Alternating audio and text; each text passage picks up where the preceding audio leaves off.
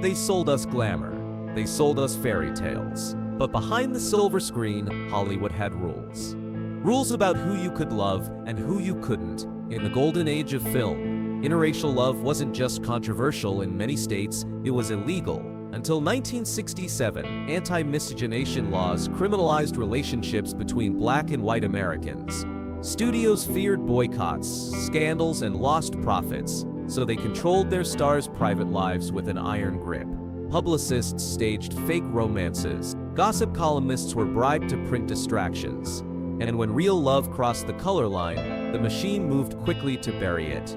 For black stars, being linked to a white partner could cost them everything. For white celebrities, it meant studios threatening their careers, even their safety. Sometimes it wasn't just studio pressure. Sometimes it was the mob. But still, some dared. Some met in secret, dodged the cameras, and risked everything for love. Some survived. Others didn't. And a few paid a price so steep, it followed them to the grave. Today, we're bringing those stories back into the light. Because in old Hollywood, loving the wrong person wasn't just scandalous, it was dangerous. One Dorothy Dandridge and Otto Preminger. On screen, she was Dorothy Dandridge, the first black woman nominated for a Best Actress Oscar for Carmen Jones, 1954. She was hailed as a symbol of progress, the woman who could break Hollywood's color line. Off-screen, she lived a love story that was as thrilling as it was dangerous. She met Otto Preminger, the Austrian-born white director of Carmen Jones, during filming. He was powerful, European, and already a Hollywood insider. For Dorothy, he was both a mentor and a lover. For Hollywood, he was forbidden. But Dorothy and Otto ignored the rule. Their relationship began quietly. Secret dinners, hidden getaways, careful exits from nightclubs. Otto believed in Dorothy's talent. He urged her to fight against stereotypical mammy and maid roles, to demand real parts. He gave her courage, but also control, because Otto wasn't just her lover. He was possessive. He told her which scripts to reject, which roles to avoid. When their relationship ended 6 years later, Dorothy was left exposed. No powerful director in her corner. No steady roles. Just a reputation tainted by whispers of scandal. By the 1960s, she was singing in nightclubs to pay bills. Hollywood remembered her as a trailblazer. But her love with Otto Preminger is a reminder of the brutal cost of loving across the line in an industry built on illusions. What seemed like glamour was survival. Story 2. Sammy Davis Jr. and Kim Novak. By the late 1950s, Sammy Davis Jr. was untouchable. A singer, dancer, comedian, and Rat Pack showman, he could own any stage in America. He was adored by fans, respected by peers, and feared by anyone who dared follow him on stage.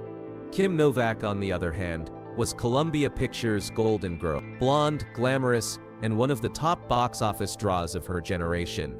She was marketed as the studio's answer to Marilyn Monroe. On paper, they came from different worlds. In reality, they fell in love. But in segregated America, a black man dating a white woman wasn't just controversial, it was explosive. And with Sammy and Kim, it was dynamite. At first, they tried to keep things quiet. Secret dinners, late-night calls, and coded meetups. Cohn wasn't just protective of Kim Novak's image. He was obsessed with it. She was his studio's crown jewel. Cohn made it clear, Novak's career and Columbia's profits were at stake. But when the romance didn't die down, Cohn allegedly turned to darker methods. One night, Sammy Davis Jr. was confronted by gangsters. The message was simple: end it, or else. Sammy believed the mob didn't make empty threats. He feared for his life, and for Kim's. With no other choice, he let her go. But the breakup wasn't clean. Kim Novak was furious. Not just at losing Sammy, but at being manipulated by men who thought they owned her life. The Novak affair became one of Hollywood's most infamous what-if. A love story crushed under the weight of racism, studio control, and organized crime. Years later, Sammy admitted in interviews that he had truly loved Kim and that the fear had been real. Novak, for her part, remained discreet, though she once called him a wonderful man she was proud to know. Their story is remembered not as a fairy tale, but as a cautionary tale, proof that in old Hollywood, love could be dangerous enough to summon the Story 3. Harry Belafonte and Joan Collins. By the late 1950s, Harry Belafonte was more than a singer, he was a force. The king of Calypso. Joan Collins was Britain's hottest export, a smoldering young actress climbing Hollywood's ladder with her beauty and wit. They met in the glamorous chaos of New York's high society, a party filled with music, champagne, and film executives. The world outside wasn't ready. In 1950s America, interracial romance wasn't just taboo, it was scandal. For a black man and a rising white actress, it could end careers. So Harry and Joan kept their love in the shadows. They exchanged handwritten letters. They met in quiet apartments and private homes, always careful of cameras. Dinner dates were disguised as business meetings, but secrecy has a price. For Joan, the constant whispers in gossip columns were new and uncomfortable. For Harry, they were all too familiar. He had been warned against public displays of affection with white co-stars. Eventually, the strain wore them down. The secrecy, the fear, the weight of knowing their careers and reputations dangled by a thread. Slowly, quietly, the romance fizzled. They remained cordial. Joan would later speak fondly of Harry, calling him a man ahead of his time.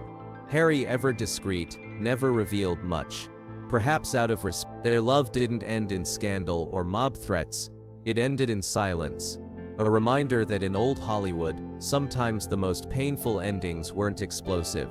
They were invisible. Story 4. Lena Horne and Lenny Hayton. Lena Horne wasn't just a star, she was a revolution wrapped in glamour. A singer, actress, and activist, she fought her way through Hollywood's walls of racism with elegance and fire. By the 1940s, she was MGM's crown jewel. Beautiful, talented, and unlike any black woman Hollywood had ever dared to market as glamorous. And then came Lenny Hayton, a white bandleader and musical director at MGM. He was respected, connected, and one of the most powerful men behind the studio's curtain. But in America at the time, love across the color line was nearly impossible. So in 1947, Lena and Lenny slipped away to Paris. Far from the prying eyes of Hollywood and the suffocating laws of Jim Crow America, they married in secret.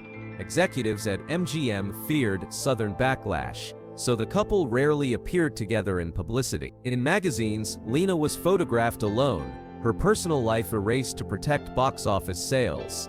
She later admitted that part of her decision was strategic. Hayton had the clout to shield her from the worst of Hollywood's racist casting system, where black actresses were offered little more than maid roles. Loving him was real. Through scrutiny, through years of living two lives, one in public, one in private, Lena spoke openly about their marriage. She called it both a love story and a political act. It was two people daring to love each other anyway. Story 5. Diahann Carroll and David Frost. By the late 1960s, Diahann Carroll was already history in motion. She had become the first black woman to star in her own TV series, Julia, playing a nurse in a role that finally broke Hollywood's cycle of maids and mammies. She was elegant, magnetic, and beloved by audiences across America. Across the Atlantic, David Frost was Britain's most famous TV host. Sharp, witty, and charming, he was known for his fearless political interviews and a charisma that made him a star on both sides of the ocean.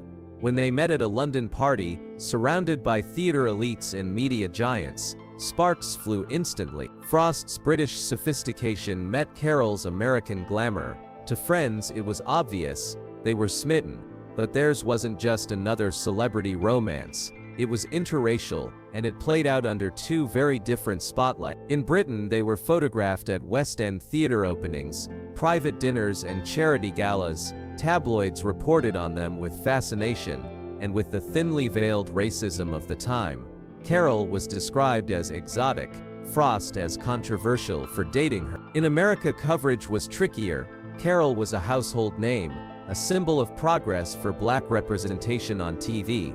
But US magazines often downplayed or omitted her relationship with Frost entirely, fearing backlash from certain audiences. Love, once again, was rewritten by silence. Behind the headlines, the romance was real. They spent years together, navigating the challenges of long-distance careers and the constant press attention. Marriage rumors swirled more than once.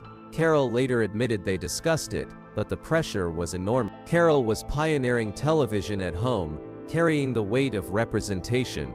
Frost was juggling a global career, flying constantly between London, New York, and Los Angeles, and hanging over it all was the scrutiny of a world that still judged love through the lens of race. Eventually, the strain proved too much. The constant distance, the endless attention, the quiet, grinding racism. They parted ways amicably but finally, yet the bond endured. Carroll would later remember Frost fondly, calling him an extraordinary man and a dear friend for life. Frost, always discreet, spoke of her with respect, never sensationalizing what they had shared. Theirs wasn't a story of mob threats or studio sabotage, it was a story of reality, of two people who loved each other but couldn't outrun the weight of distance, careers, and the world's gaze. And maybe that's why it matters. Because in old Hollywood, not every interracial romance ended in scandal. Some ended quietly, crushed not by crime or conspiracy, but by the exhausting effort of trying to love in a world that wasn't ready to let you. The legacy. Today, we celebrate Hollywood's glam, but beneath the glitter lies the stories of people who sacrificed not just their privacy, but their freedom to love openly. Their romances were hidden, erased, rewritten, but not forgotten, because every secret kiss, every whispered phone call, every marriage in the shadows was proof of something bigger than scandal, proof that love, even under the harshest spotlight, refuses to be erased. So the next time you watch an old Hollywood classic, remember this: the brightest smiles sometimes hid the deepest sacrifices. If these stories moved you, drop a bite in the comments. Tell me which couple's story shocked you the most. And don't forget to subscribe, because Hollywood's history isn't just about the stars we remember, it's about the truths they were never allowed to tell. Until next time, stay curious, stay critical, and remember, sometimes the darkest secrets hide in plain sight.